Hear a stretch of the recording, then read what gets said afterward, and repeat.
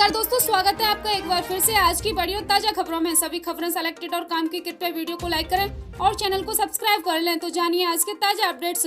वहीं पहली बड़ी खबर, एक दिन में कोरोना के रिकॉर्ड 24,850 मामले सामने आए, 613 लोगों की मौत हो चुकी है। वहीं 6.73 लाख के पार कोविड-19 का आंकड़ा। दरअसल दोस्तों, आपको बता दें कि भारत में कोरोना के संक्रमण में लगातार इजाफा हो रहा है। बीते 24 घंटे में रिकॉर्ड 24,850 नए पॉजिटिव केस सामने आए हैं।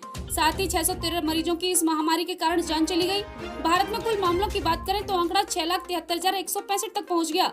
इसमें से 2,44,814 एक्टिव केस हैं। स्वास्थ्य और परिवार कल्याण मंत्रालय के जारी आंकड़ों के मुताबिक अभी तक 4,09,883 मरीज ठीक हो चुके हैं। वहीं अगली बड़ी खबर, नई समय सारणी बना रहा रेलवे, अब कम स्टेशनों पर रुकेंगी ट्रेनें। दरअसल दोस्तों, आपको बता दें कि देश में कोरोना वायरस के बढ़ते मामलों के बीच ऐसे में रेलवे का संचालन उस तरीके से नहीं हो रहा जिसके लिए इसे महामारी से पहले जाना जाता था। इस बीच रेलवे ट्रेनों के संचालन के लिए एक नई योजना बना रहा है। रेलवे अभी ट्रेनों के लिए जीरो बेस्ट की समय सारणी बना रहा है। इसका मतलब है कि सभी ट्रेनों का शेड्यूल और उनकी फ्रीक्वेंसी एक बार में तय की जाएगी। सूत्रों ने बताया कि रेलवे की योजना है कि वह अपनी सभी मेल एक्सप्रेस और कुछ अन्य ट्रेनों के हल्ट पर कम करना चाहता है, जिससे कि गंतव्य तक पहुंचने में ट्रेनों की यात्रा को कम किया जा सके। इस हफ्ते की शुरुआत में रेलवे बोर्ड के चेयरमैन वी के यादव ने कहा था कि कोरोना वायरस महामारी के कारण फैलने पर अमल करने में देरी हुई है, लेकिन इसे लागू किया जाएगा। टाइम्स ऑफ इंडिया की रिपोर्ट के अनुसार सूत्रों ने बताया कि कुछ मामलों में एक्सप्रेस और मेल ट्रेनों के स्टॉपेज बाद में तय किए जाएंगे।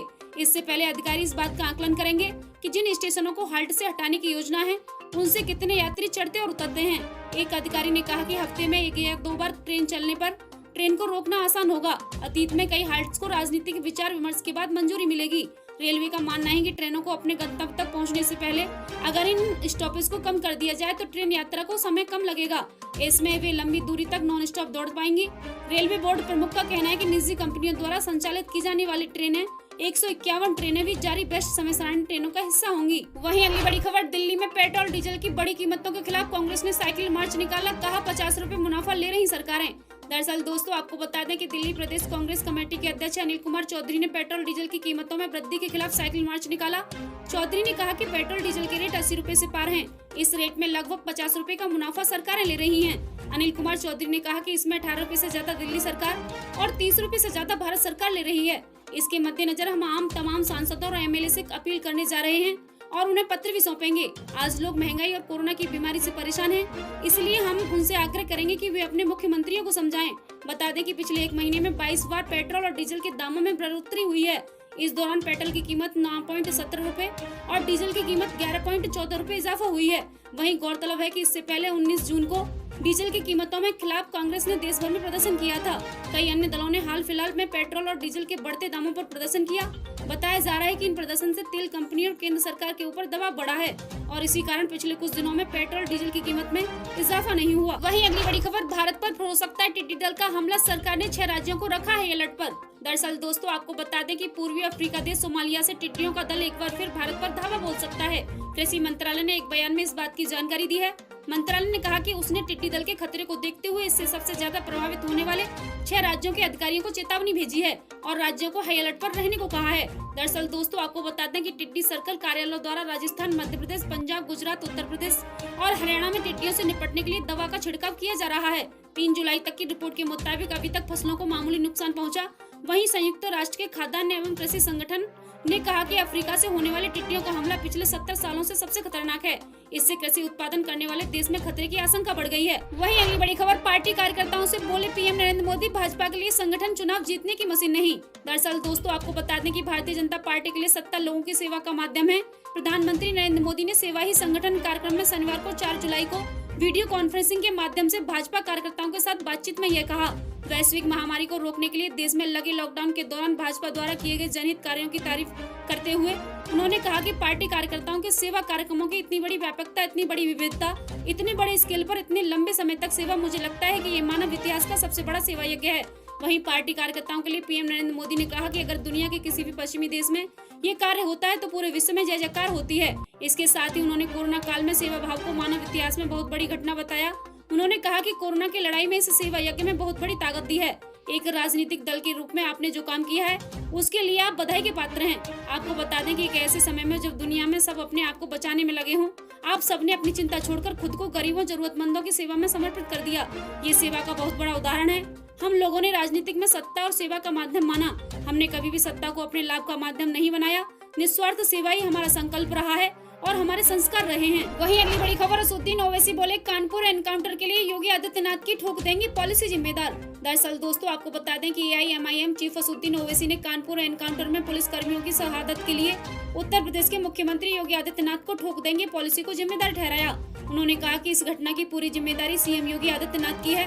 उन्होंने ठोक देंगे पॉलिसी के नाम पर लोगों की हत्या शुरू कर दी थी।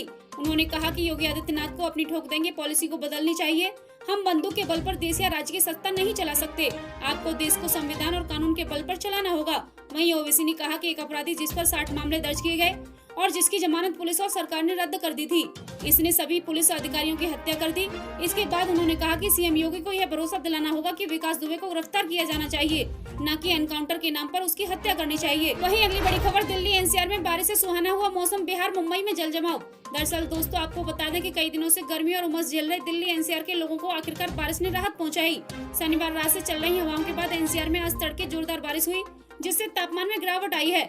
और मौसम विज्ञान विभाग के वरिष्ठ वैज्ञानिक RK जैनामणि ने दिल्ली में शनिवार को भारी बारिश का अनुमान व्यक्त किया था। उन्होंने कहा कि दिल्ली में 4 जुलाई को अच्छी बारिश की संभावना है। वहीं बिहार के 5 जिलों में आकाशीय बिजली गिरने की अलग अलग घटनाओं से शनिवार को 20 लोगों की मौत हो गई। राज्य के आपदा प्रबंधन विभाग में मिली जानकारी के अनुसार राज्य में बिजली गिरने से लोगों की मौत हुई है। सबसे ज्यादा भोजपुर में 9 लोगों की मौत हुई। उन्होंने राज्य के लोगों से सतर्क रहने की अपील की है। अब तक राज्य में वज्रपात ने 130 लोगों की जान ले ली है। वहीं राजधानी पटना में भारी बारिश की वजह से कई स्थानों पर जल जमाव भर गया है। वहीं अगली बड़ी खबर, स्वतंत्रता दिवस के मौके पर राष्ट्रपति ट्रंप ने कहा कि अमेरिका भारत से बहुत प्यार करता है। दरअसल दोस्तों आपको बता दें कि अमेरिका के राष्ट्रपति डोनाल्ड ट्रंप ने कहा कि अमेरिका भारत से बहुत प्यार करता है।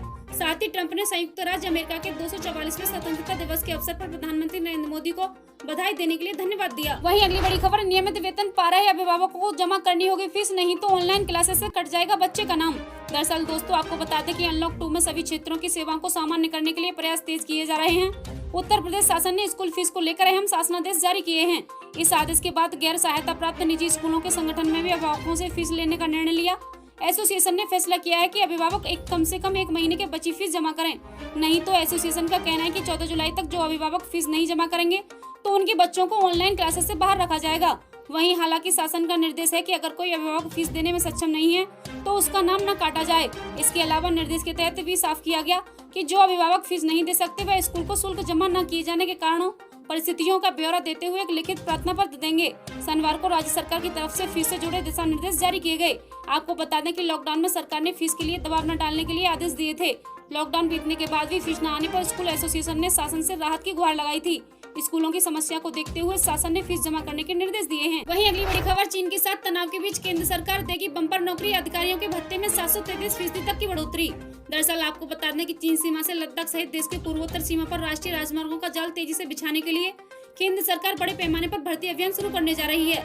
इसके तहत सड़क निर्माण के सरकारी उपक्रम में जूनियर मैनेजर से लेकर कार्यकारी निदेशकों के पद पर हस्ताक्षर के जरिए भर्ती की जाएगी। ऑनलाइन आवेदन की अंतिम तारीख 17 जुलाई है।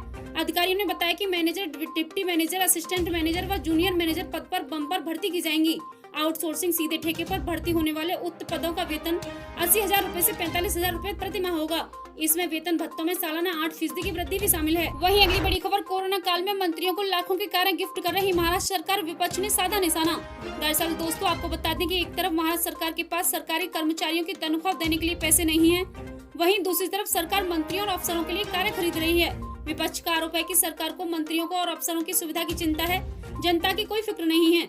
वहीं महाराष्ट्र के शिक्षा विभाग की तरफ से जारी किए गए इस आदेश में शिक्षा मंत्री वर्षा गायकवाड़ और अफसरों के लिए 6 गाड़ियां खरीदने की बात कह रही हैं। आदेश में मंत्रियों के लिए 4 गाड़ियां, अफसर के लिए 1 गाड़ी और स्टाफ कार के लिए 1 गाड़ी खरीदना चाहती है। वहीं आपको बता दें कि बीजेपी प्रवक्ता राम कदम ने कहा कि सरकार ने कोरोना जैसी महामारी में डटकर लोगों की सेवा करने वाले लोगों को कोरोना वॉरियर्स के वेतन में कटौती की है। इतना ही नहीं, महाराष्ट्र की जनता को कोरोना पैकेज तक देने के लिए सरकार के पास पैसे नहीं है, लेकिन मंत्रियों के लिए करोड़ों रुपए की गाड़ी लेने के लिए सरकार के पास पैसा है। वहीं अगली बड़ी खबर, राजस्थान सरकार का फैसला, इस साल यूनिवर्सिटी स्तर की सभी परीक्षा रद्द, छात्रों को किया जाएगा प्रमोट। दरअसल दोस्तों आपको बता दें कि देश में कोरोना वायरस संक्रमण के बढ़ते मामलों के कारण परीक्षाओं को रद्द होने का सिलसिला जारी है। CBSE और ICSE के बीच बची हुई बोर्ड परीक्षाओं को रद्द करने के बाद अब राजस्थान में ग्रेजुएशन स्तर की सभी परीक्षाएं रद्द कर दी गई हैं। मुख्यमंत्री अशोक गहलोत ने अधिकारियों के साथ बैठक के बाद इसका ऐलान किया। इसके साथ ही सभी छात्रों को अगली कक्षाओं में भेज दिया जाएगा। वहीं देश के बाकी राज्यों की तरह ही राजस्थान में लगातार कोरोना संक्रमण के मामले बढ़ रहे हैं। ऐसे में स्कूल कॉलेज नहीं खुल रहे हैं। इनको देखते हुए राजस्थान सरकार ने ये फैसला किया। शनिवार को एक उच्च स्तरीय बैठक में सीएम गहलोत ने ये फैसला लिया है। आपको बता दें कि इसके तहत अंडर ग्रेजुएट और पोस्ट ग्रेजुएट तकनीकी शिक्षण संस्थानों में होने वाली परीक्षा रद्द कर दी गई हैं। इन परीक्षाओं में शामिल होने वाले परीक्षार्थी को अगली कक्षा में प्रवेश दिया जाएगा। राज्य का मानव संसाधन मंत्रालय अंकों की प्रक्रिया तय करेगा। वहीं मौसम अपडेट अगले 24 घंटों के दौरान संभावित मौसम। अगले 24 घंटों के दौरान उत्तरी कोंकण गोवा, दक्षिणी गुजरात में मूसलाधार बारिश की होने की संभावना है।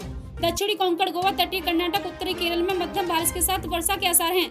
कुछ स्थानों पर भारी वर्षा हो सकती है। बिहार में तेज बारिश हो सकती है। तमिलनाडु, रायलसीमा, आंतरिक कर्नाटक, विदर्भ, मराठवाड़ा, मध्य प्रदेश में शेष भागों में, दक्षिण पूर्वी राजस्थान, शेष गुजरात, उत्तराखंड, दिल्ली, पंजाब, हरियाणा, पूर्वी राजस्थान में, पश्चिमी हिमालय के कुछ हिस्सों में हल्की से मध्यम बारिश हुई है। ये थी अब तक की बड़ी खबरें। कृपया वीडियो को लाइक करें, शेयर करें और चैनल को सब्सक्राइब कर लें। जल्दी मिलते हैं बड़ी अपडेट के साथ। तब तक के लिए धन्यवाद।